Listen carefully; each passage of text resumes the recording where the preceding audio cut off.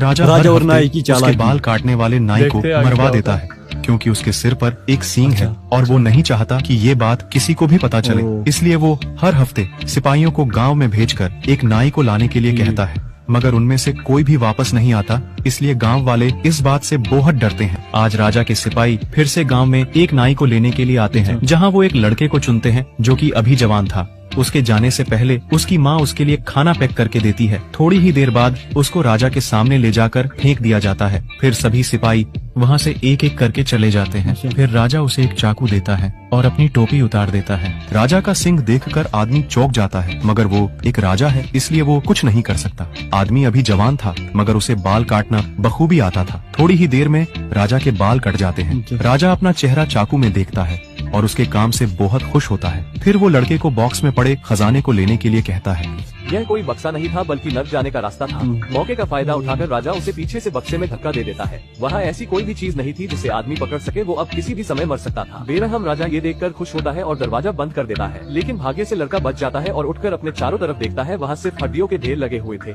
आदमी के बचने के चांस ना के बराबर थे, इसलिए वो अपना मुंह नीचे करके रोने लग जाता है। तभी हड्डियों के ढेर से कोई चीज बाहर निकलती है जिसे देखकर लड़का बहुत डर जाता है, जो कि एक बहुत बड़ा कोबरा सांप था। वो अपनी माँ की दी हुई बीन को बजाने लगता है, जिस कारण सांप नाचने लग जाता है और जल्द ही उसका पालतू बन जाता है। मगर अब उसे खिलाने के लिए कुछ चाहिए था, इसलिए वो अपनी माँ के दिए हुए पराठे उसे खिला देता है, जिससे खुश होकर कोबरा सांप उसे अपने नाक पर बैठाकर उसे बाहर छोड़ देता है। आदमी वहाँ से जाने लगता है, मगर तभी उसे कुछ हलचल महसूस होती है और झाड़ियों से एक भेड़िया बाहर निकलता है। आदमी डरकर पेड़ पर चढ़ जाता है और अपनी माँ की बीन बजाने लगता है, जिस कारण भेड़िया भी नाचने लगता है और उसका पालतू बन जाता है। मगर अब इसे खाने के लिए कुछ देना होगा, नहीं तो ये उसे मार देगा। इसलिए वो उसे भी अपनी माँ के हाथ का पराठा खिलाता है, जिससे भेड़िया भी उसे खुश होकर अपनी आदमी ने जल्द ही भेड़िए को कुछ नहीं खिलाया तो वो उसे मार देगा, इसलिए वो अपनी माँ के हाथ से बने पराठे को निकालकर उसे खिला देता है।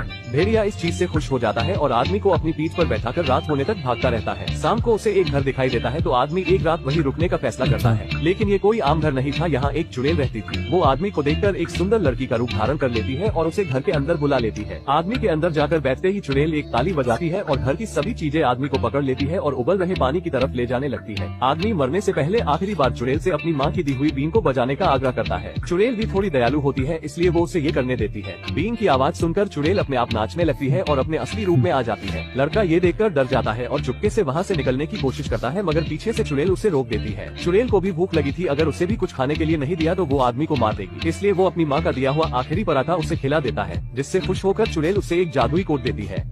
चुड़ैल आदमी को एक जादुई कोट देती है जो कि किसी भी चीज को अच्छे से बुरा और बुरे से अच्छा बना सकता है, बिल्कुल डोरेमोन के एक गैजेट की तरह। आदमी उसे पहनकर देखता है तो वो एक छोटे से लड़के में बदल जाता है। चुड़ैल उस कोट को उतार देती है तो लड़का फिर से अपने असली रूप में आ जाता है। चुड़ैल कोट को उल्टा करके फिर से आदमी को पहना देती है तो इस बार लड़का एक बूढ़े आदमी में बदल जाता है। इस चीज से आदमी को एक आइडिया आता है और वो फिर से राजा के महल में एक नाई बन के जाता है, मगर इस बार उसने उस कोट से एक बूढ़े का रूप ले लिया था, जिससे कोई भी उसे पहचान नहीं पाता है। राजा अपने बाल काटने के लिए उसे एक चाकू देता है, लेकिन उसे बिल्कुल भी अंदाजा नहीं था कि ये वही लड़का है। वो फिर से राजा के बहुत अच्छे बाल काटता है और राजा उसे बॉक्स में से खजाना लेने के लिए कहता है, लेकिन इस बार वो अंदर देख के बोलता है, महाराज लेकिन मैं इतने सोने का करूंगा क्या? ये सुनकर राजा चौंक जाता है और पास आकर उस बॉक्स में देखने लगता है, लेकिन इस बार आदमी मौके का फायदा उठाकर राजा को बॉक्स में धक्का दे देता है, लेकिन राजा उसकी दाढ़ी पकड़ लेता है और लटक जाता है। तभी उसे एक आइडिया आता है और वो अपना कोट उतार देता है, जिससे उसकी दाढ़ी गायब हो जाती है और राजा अपने बनाए हुए खड्डे में खुद ही गिर जाता है। राजा की आवाज सुनकर सभी सैनिक अंदर आते हैं, मगर लड़का इस बार कोट को उल्टा पहनकर छोटा हो जाता है।